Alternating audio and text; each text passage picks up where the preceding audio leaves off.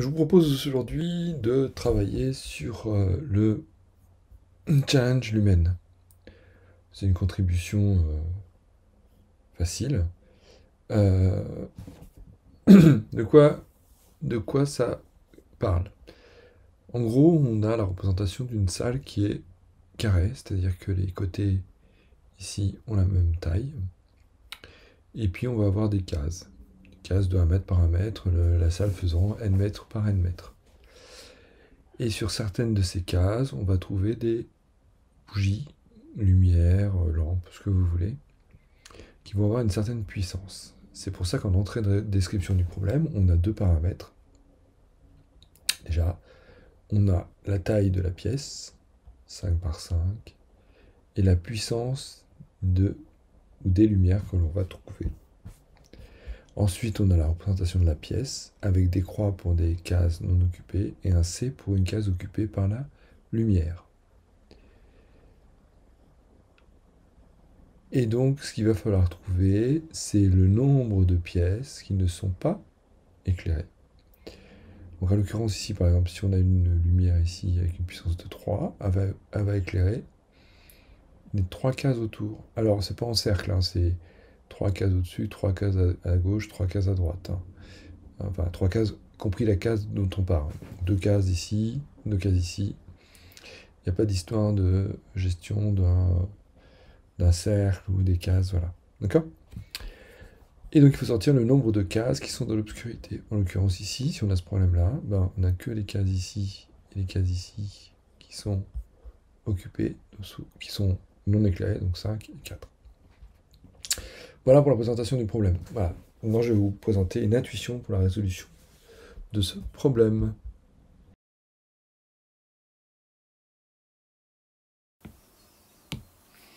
Ici, elle va avoir des colonnes et des lignes. D'accord ? Donc, on va parcourir le problème d'entrée, et puis parfois on va trouver sur une case avec un C.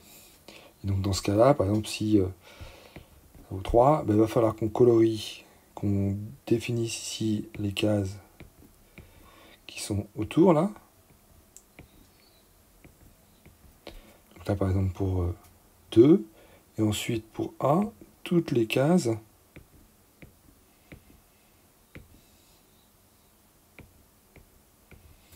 ici aussi, de façon à ce qu'on ait ici une zone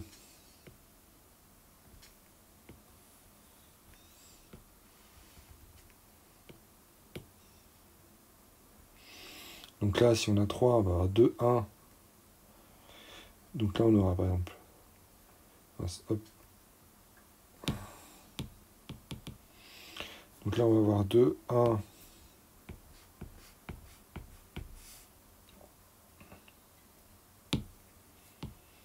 Ici, on va avoir 2, 1, 0. 2. Alors ici, on va avoir 2, 2, 1, 1, 0. En termes de luminescence, toutes les cases autour, ici, on va avoir des lumières, des puissances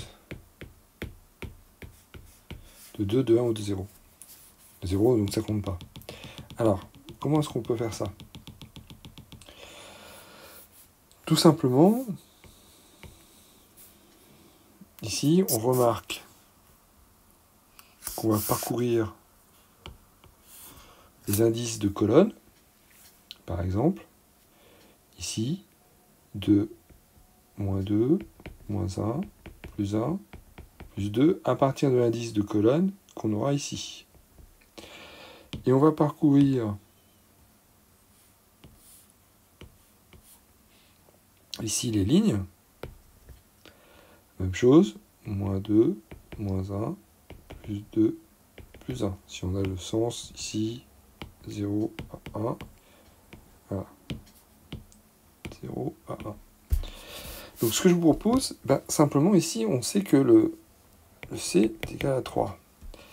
Donc ce que je vous propose, c'est qu'on va faire ici donc 2 boucles, parce qu'il faut qu'on parcourt les 2 indices. Ici, de façon à couvrir cette zone-là. Comment on parcourt cette zone-là? Tout simplement, ici, il va falloir qu'on parcourt, par exemple, un indice C, on va partir d'abord, pardon, de L.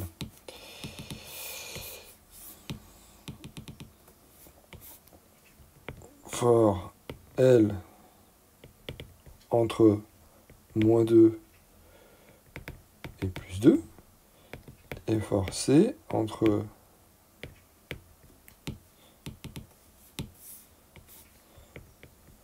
moins 2 et plus 2. Et là, on va parcourir toutes ces cases-là. Donc, on va commencer par celle-ci. On va finir par celle-ci. De toute façon, on va parcourir ici d'abord donc cette case-là. Ensuite, cette case-là. Cette case-là. Cette case-là. Cette case-là. Et comment est-ce qu'on peut trouver la coordonnée, par exemple, précise de cette case-là? Ben, cette case-là, ce sera, si on a ici des valeurs C et L, ben, ce sera C, L moins 2, C moins 2. Voilà.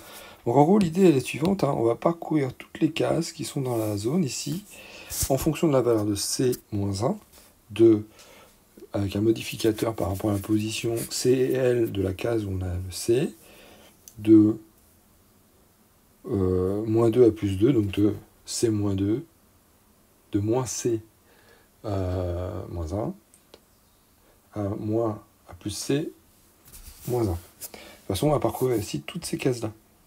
D'accord? Alors, il faut qu'on fasse attention aux bords. Alors, pour les bords, bah, c'est simple, hein. On va regarder. Il ne faut pas que ici la valeur qu'on trouve ici,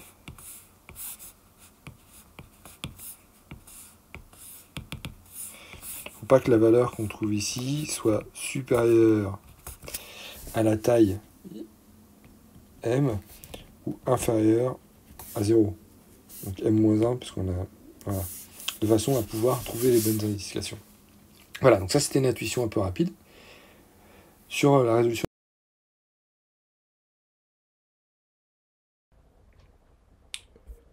Donc comme je vous l'ai expliqué dans l'intuition, c'est pas vraiment important de connaître la puissance appliquée à une case. Ce qui est important, c'est de savoir si une case est éclairée ou pas.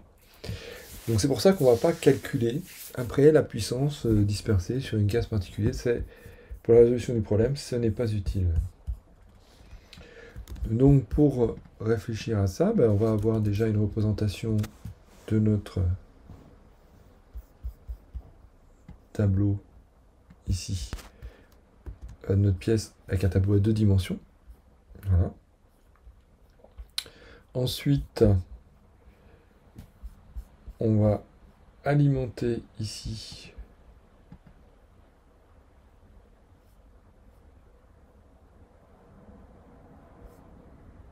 le tableau. Mais pour ce faire, on va utiliser une fonction. On va créer une fonction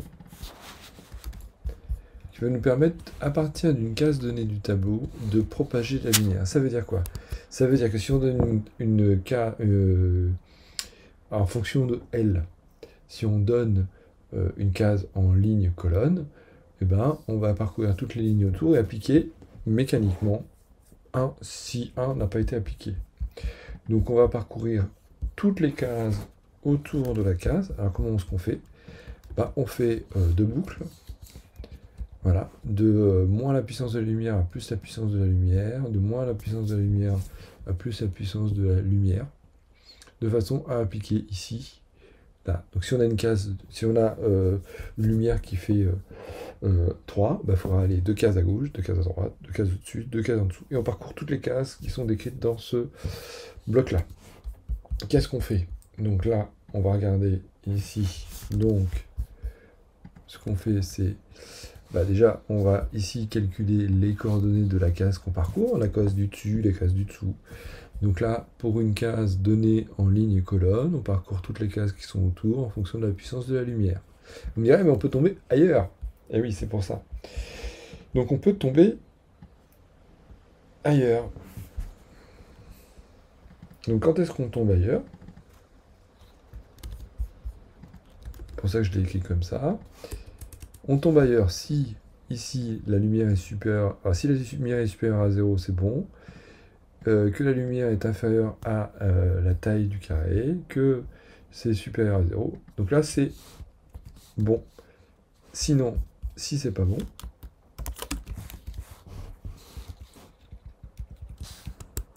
ben dans ce cas-là, on passe à l'itération suivante, tout simplement. Et si c'est bon, ben on applique ici la lumière, ici. Ça veut dire quoi? Ça veut dire que l'on va, ici, pour toutes les cases correctes autour d'un point qui est marqué comme un point lumineux, on va appliquer ici le 1, c'est-à-dire qu'on va renseigner la case comme une case éclairée. Alors on m'a dit c'est bon, mais on n'a toujours pas encore parcouru les lignes. Bah, tout simplement ici. Alors là on a besoin, parce que là vous voyez on parcourt i de n à n-1, mais après on parcourt ici les cellules dans l'entrée. Donc là j'ai besoin d'un petit compteur qui va me permettre ici de pouvoir parcourir les colonnes, enfin, qui va pouvoir identifier le numéro de la colonne dans laquelle je suis. Et donc là, qu'est-ce qu'on fait? On regarde. Si la cellule contient le caractère C, alors là, on propage la lumière. Sinon, on propage. Voilà. Donc là, je vais remplacer le I par ligne. Voilà. Voilà, voilà. Donc là, on va avoir ici, dans notre sortie, ici, je vous montre. Donc notre tableau ici, c'est tab. On va avoir dans notre tableau ici,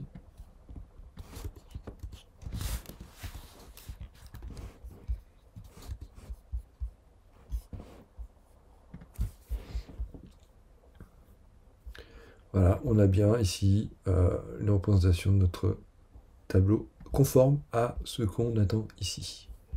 Voilà. Alors, hop. Par contre, voilà, ce qu'il faut qu'on sorte, c'est le nombre de cases. Alors, on va parcourir le nombre de cases, tout simplement. Voilà, donc on va parcourir le nombre de cases. Donc, parcourir toutes les cases du tableau, bah, c'est 2 boucles. Voilà, ici, on a un accumulateur. Si la case est égale à 0, on incrémente l'accumulateur. Et à la fin, on sort le résultat. Ce qui va nous donner, ici, le bon résultat. Donc voilà, donc c'est l'implémentation de l'intuition. Donc en Swift, hein, vous pourrez prendre le temps de visualiser tout ça. Donc là, j'utilise une fonction qui me permet de parcourir toutes les cases qui sont autour d'une case donnée. Je regarde si je suis bien dans le tableau, sinon bah, je passe à la case suivante. Je vais marquer les cases à 40, ça sert à rien de calculer la valeur de la puissance de la lumière. On pourrait le faire, hein. Là, on pourrait prendre le min à chaque fois quand on a plusieurs chandelles. Mais c'est pas nécessaire pour la résolution du problème. Et voilà, donc quand on va soumettre ici, 100%, c'est bon, c'est passé. Parce qu'on a appris les boucles, les tableaux de dimension. Voilà. Bon, j'espère que ça vous aidera à résoudre, vous, de votre côté, votre problème, quel que soit le langage que vous allez utiliser. Moi, je m'attache particulièrement au Swift, mais on peut le faire dans d'autres langages, avec d'autres bonnes pratiques. N'hésitez pas à réagir et à me faire part de vos bonnes pratiques éventuelles. Merci à vous.